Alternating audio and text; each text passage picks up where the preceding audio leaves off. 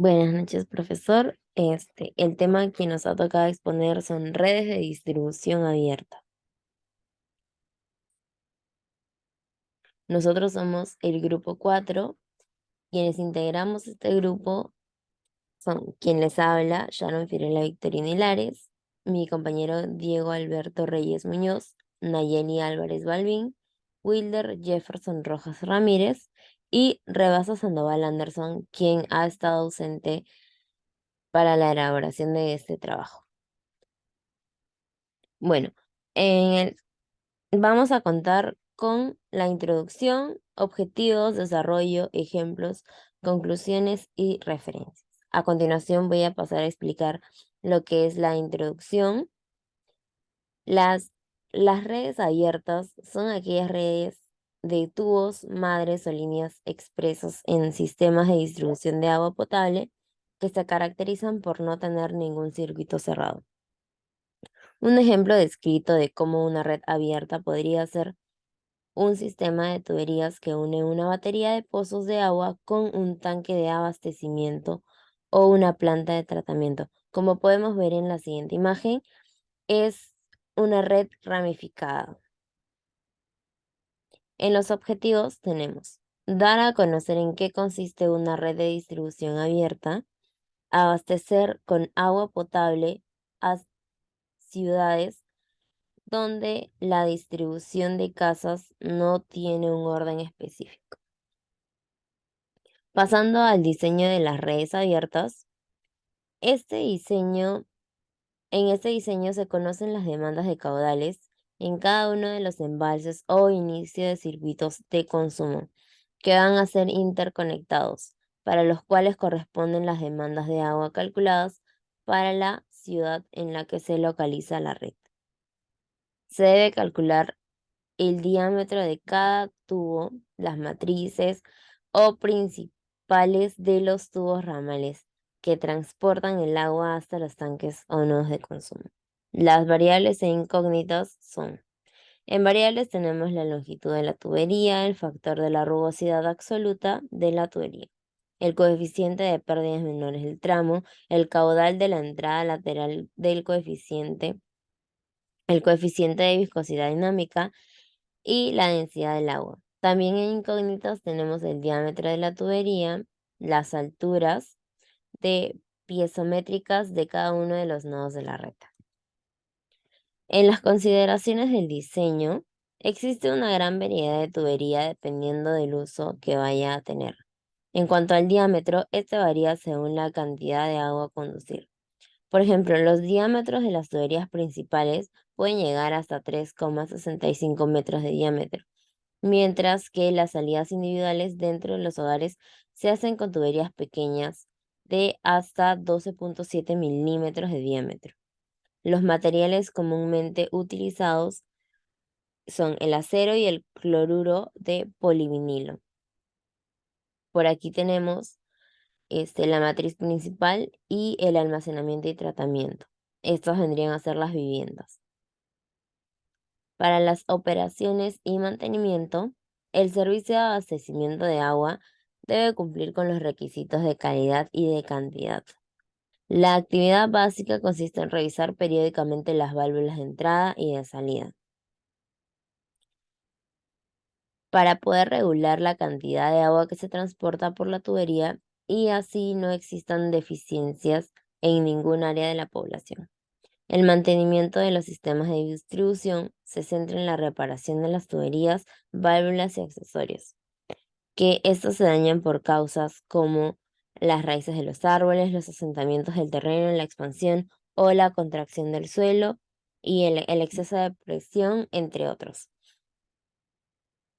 Ahora le voy a dar el paso a mi compañero para que explique redes abiertas. Buenas noches, ingeniero. Mi nombre es Diego Reyes y continuaré con la exposición. Bueno, voy a exponer un poco sobre los ejemplos de redes abiertas. Bueno, decimos que una red de tubería es abierta cuando los tubos que la componen se ramifican, sin intersectarse después para formar circuitos. Los extremos finales de las ramificaciones pueden terminar en un recipiente, ya sea en depósito o descargar libremente a la atmósfera. Considerando en este caso la carga de velocidad, un ejemplo de red abierta es como podemos ver que tiene En este caso produce varios tanques y está compuesto por una fórmula, en cual la fórmula que nos dice que en cuanto a la sumatoria de Z es el nivel de la superficie libre del agua si el tubo de descargue a un recipiente o bien. El nivel del centro de gravedad de la sección final, también el tubo de descarga a la atmósfera, el subíndice que es tanto J corresponde a las características hidráulicas. Y también más adelante podemos ver la sumatoria de H. ¿Qué viene a ser la sumatoria de H? Bueno, viene a ser la suma de las pérdidas de energía de los tubos que se encuentran en el recorrido, desde el punto 1 hasta el extremo J. H. Toma signo positivo para aquellos elementos que están en la dirección del gasto, coincide con la dirección también de recorrido, y negativo en caso contrario.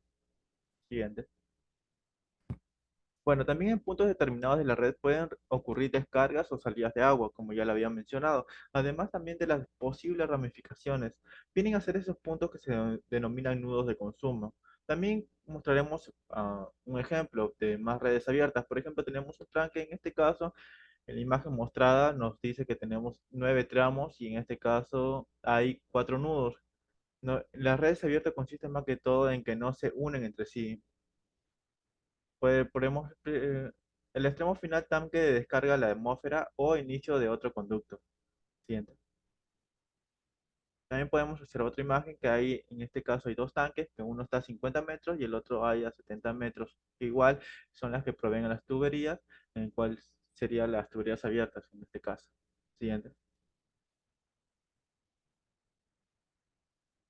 Bueno, vamos a hablar un poco sobre la red de distribución de agua potable abierta. Bueno, su uso de redes ramificadas sucede en desarrollo cuyo crecimiento se ha establecido a partir de una vialidad principal y en la que convergen una serie de calles ciegas. De esta manera, las características topográficas impiden la interconexión entre los ramales para conformar circuitos cerrados. ¿Qué nos quiere decir? Que este tipo de red de distribución se caracteriza por contar con una tubería principal de distribución, la cual parte en ramales que terminan en punto ciego, más que todo, es decir, sin interconexiones con otras tuberías en la misma red de distribución de agua potable, como podemos ver en la imagen de la izquierda. Siguiente. Vamos a hablar un poco sobre sus ventajas y las desventajas. Las ventajas, bueno, tanto las ventajas tenemos que el diseño como el cálculo son más fáciles que en las redes malladas, por el hecho de estar determinadas las direcciones de circulación de las caudales. También tenemos que el coste de implantación es inferior, la longitud de conducción es inferior a la red mallada, los accesorios a instalar son menores, como válvulas, la hora civil también viene a ser menor. Siguiente. Ahora vamos con las desventajas. Bueno, el coste de implantación también viene a ser inferior, las presiones y los caudales disminuyen a lo largo del recorrido de los tramos, también como así las ampliaciones de la red, prolongando los ramales y los incrementos de consumo da lugar a presiones insuficientes si no se tuvo en cuenta inicialmente en el proyecto. También los puntos terminales testeros, al quedar el agua estancada, acumula sedimentos, pudiendo originar problemas de calidad también en el agua.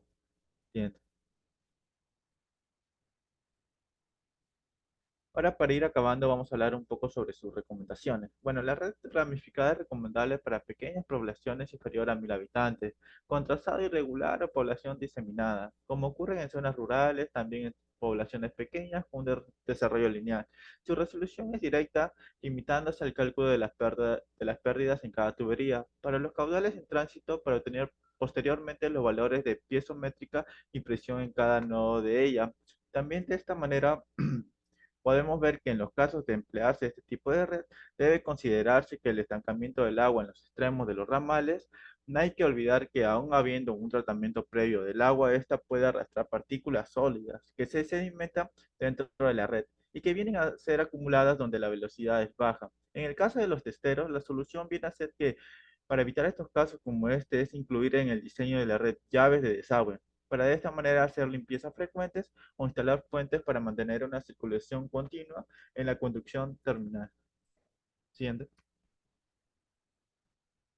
Y podemos, acá tenemos la referencia bibliográfica donde hemos sacado la información. Muchas gracias.